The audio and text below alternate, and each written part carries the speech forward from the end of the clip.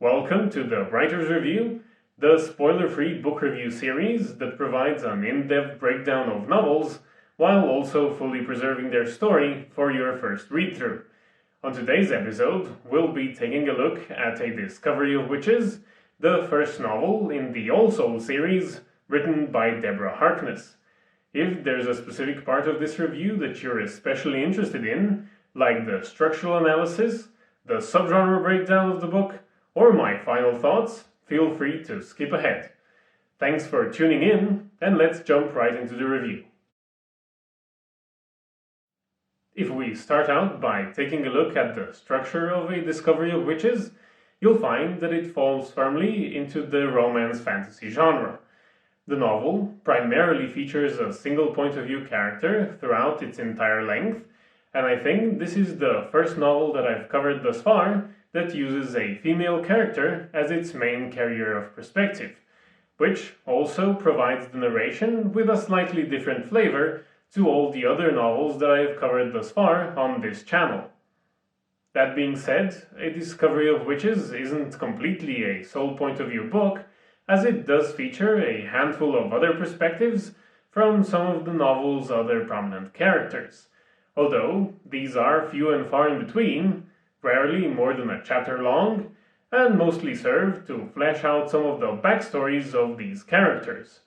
Other than that, the storytelling style of the novel is very consistent, comprising of a first-person, past-tense narration throughout. In terms of the novel's story, it's basically impossible to pin down the overall direction of its plot down to a single thought or idea, as it is quite multifaceted. I'd say that the core aspect of the novel's story, and that of the overall series itself, is the protagonist's journey of self-discovery, both in terms of personal development and the development of her fantastical abilities, both of which in turn feed into the sort of chosen one plotline that I'm sure you're quite familiar with if you've read even a handful of novels in the fantasy genre. Second to that, but by no means disconnected from the previous point, is a Romeo and Juliet style forbidden love story where the two protagonists go against years and years of cultural precedent by entering their romantic relationship and consequently pissing off a sizable number of people. Of course, this leads to them fighting for their right to be with each other. After that, the novel also features your usual assortment of smaller storylines which revolve around various political schemes, personal vendettas, and so on. Moving on to the subgenre composition of A Discovery of Witches, I don't think you'll be all too surprised to find that romantic elements have a pretty important role in the composition of the novel, given its overall genre.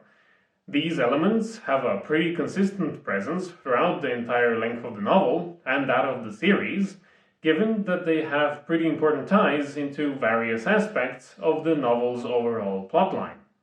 What I liked most about these elements is that they focus on the relationship between the two protagonists in a very mature way, by covering topics such as the building of trust, setting of boundaries, the exploration of their individual past traumas, and their overall expectations for the relationship. I found all of this really wholesome to read, and I wished more books followed this same example, as opposed to just covering the beginning courtship between characters without any real substantial follow-through. Given this prominence of the romantical elements, I don't think you'll be too surprised to hear that drama also plays an important role in the overall structure of the novel. That isn't to say that the dramatical elements are only relegated to these romantic portions, because the drama is the primary medium through which the protagonists and the antagonists of the novel interact amongst each other, especially in light of the lower prevalence of action elements, which really only consist of a handful of smaller fight scenes throughout the entire length of the novel. And lastly, we have a combination of world building, fantasy, and historical elements, which make up the last main pillar of A Discovery of Witches subgenre composition. Now, it's a bit hard to talk about these in detail without going into spoilers, But let's just say that a considerable portion of the novel is dedicated to the exploration of various magical abilities and creatures, all of which exist hidden in plain view of Earth's regular human population. In addition, a lot of these elements are connected to important historical events and figures, which in turn have important ties to our two main protagonists, specifically because of Juliet's chosen one plotline and due to one of Romeo's particular character traits.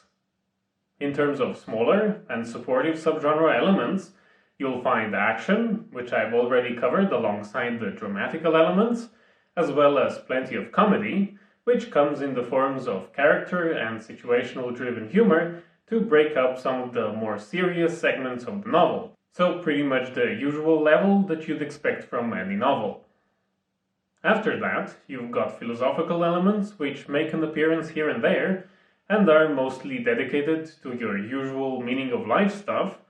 Particularly, these are mostly concentrated around Romeo due to his somewhat unique perspective on the history of mankind as well as life itself. Then you've got psychological elements, which largely consist of various self-development sequences like soul-searching, trauma resolution, and the construction of social support groups. And at the very end, we've got a few elements of light erotica, which are obviously connected to the romance portions of this novel. It's nothing too graphic, and these elements only pop up in a handful of sequences at the end of the novel, so it's really nothing to be worried about, but I thought I'd mention it anyway, so you wouldn't be surprised if you ended up picking up the novel yourself. In terms of other notable quirks about A Discovery of Witches, the first thing that comes to mind is Deborah Harkness's tendency towards lengthier descriptions of olfactory sensations compared to other authors. I would say that this stylistic choice does help the story feel richer and more immersive in some way, and as a bonus, it really does test your knowledge of herbs, spices, and other scents. I'm no native English speaker by any means, but I do somewhat pride myself on the extent of my vocabulary. But despite this fact, I will admit that I often found myself dumbfounded by the sense the author was trying to describe. If you by chance have finished this book, please let me know in the comments down below how you fared in this regard. The second notable trait of the novel is just how accurate and well-researched its scientific aspects are. A Discovery of Witches is chock full of references to history, biochemistry, and genetics, all of which are about as accurate as they can be, as far as I, a medical student and a bit of a self-proclaimed amateur historian, can tell. Of course, the author does take a few artistic liberties here and there, and the genetics are a bit out of date, but that's to be expected since the novel is 10 years old. In terms of scientific accuracy, the novel really reminded me of The Martian by Andy Weir, you can check that up there, which is really impressive considering that we're comparing a fantasy novel and a hardcore science fiction novel. In conclusion, A Discovery of Witches is one of those novels that I just keep coming back to every once in a while. I wouldn't say there's one particular thing about the novel that has me hooked, but rather a bunch of little things that really resonate with me on a deep level. For one, I really resonate with some of the character traits, such as Romeo's chivalry and protectiveness, or Juliet's search to find where she fits into the wider world. Then, of course, you've got the romantic aspect of the novel, which is just a pure ball of wholesomeness, whether you're reading it for the first or the 1200th time. And after that, there's the fact that the first 3 books in the Old Soul series are one of the best thought out and well executed examples of a complex plot stretched out over multiple books, at least in my personal view. Truth be told, I probably would have never picked up this novel had I not stumbled into its television adaptation on HBO, as I generally keep my reading focused more on the science fiction and more standard fantasy genres. But I'm totally glad I did pick it up, since it turned out into one of my favorite series of all time. If you are in the market for a really enjoyable romance fantasy novel, then I definitely suggest you give A Discovery of Witches a try, or if you know any similar books, please leave their titles in the comments down below, because I'd love to check them out. But as always, if my opinion isn't enough for you, I'll have the book's usual ratings up on screen for you now. A Discovery of Witches is available in ebook, paperback, hardcover and audiobook formats, and in terms of length it comes out at about the 200 to 240,000 word range, or just under 24 hours for the audiobook version. The pricing is about what you would expect from a novel, with the ebook being the cheapest at about $8, followed by the paperback at $10, and lastly the hardcover at $15. Somewhat surprisingly, you can get the audiobook version of this novel on Amazon for just $16, so it might not be worth it for you to use up an Audible credit, although you are getting a novel that's 3 times the length of a regular novel, so it just comes down to personal preference, I guess. As always, prices might have changed by the time you're watching this video, so I'll have an Amazon link in the description down below so you can check for current pricing. That brings us to the end of the spoiler-free section of this review, and we'll be moving on to the lesson section next. But before that, I'd just like to remind you to leave a like and a comment down below if you like this video, because it does really help with the YouTube algorithm. With that self-promotion out of the way, let's get on to the lesson section of this review. In this lesson section, I'd really like to focus on a part of this author's writing which really differentiates her from all the other authors I've read thus far.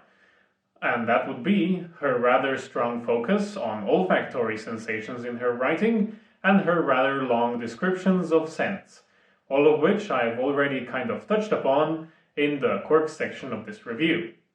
For those of you who haven't read the book and don't know what I'm talking about, Deborah Harkness has a really big focus on scents throughout her writing, especially when it comes to character descriptions and their interactions, where your usual author will normally focus on the visual aspects of a character's description, like their height, eye color or hair color, or maybe sometimes even going into their vocal characteristics, like accent and tone of voice.